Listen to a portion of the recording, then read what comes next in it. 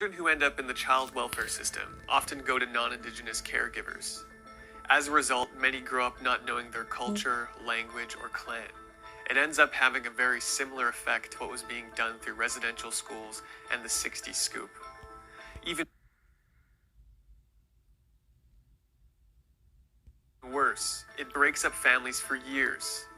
Tamara Malcolm is a mother from Manitoba who has been fighting to get her 3 sons out of the system since 2007.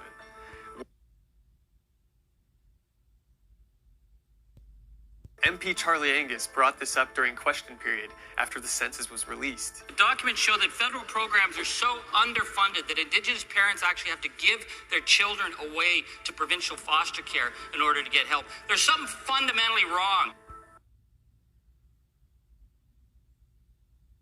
And the federal government has been aware of this issue for quite some time. These Indigenous affairs and individual agencies are tasked by INAC to deliver the services across the country. The government has used the same formula since 1988 to fund services for reserves. It operates on, but there's a catch. These agencies that are meant to provide child services to Indigenous children are barely able to operate because the funding is so low, let alone provide prevention services. Meanwhile, if children are placed in foster care, costs to keep them there are reimbursed by INAC. Basically, INAC is giving these agencies an incentive to choose foster care as the solution, when the problem is really a lack of funding. The human rights complaint against the government, which the federal government spent $707,000 in legal fees fighting.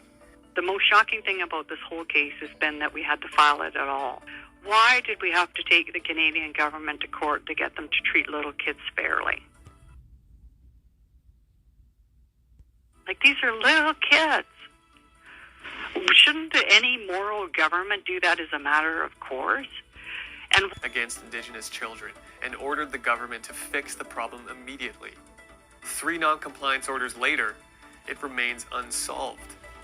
The 2016 budget came and went and still fell short of what the tribunal required. And this year, the 2017 budget made no mention of Indigenous child welfare. And this is not even the first time this human rights case has been documented. Haven't Indigenous children been patient enough?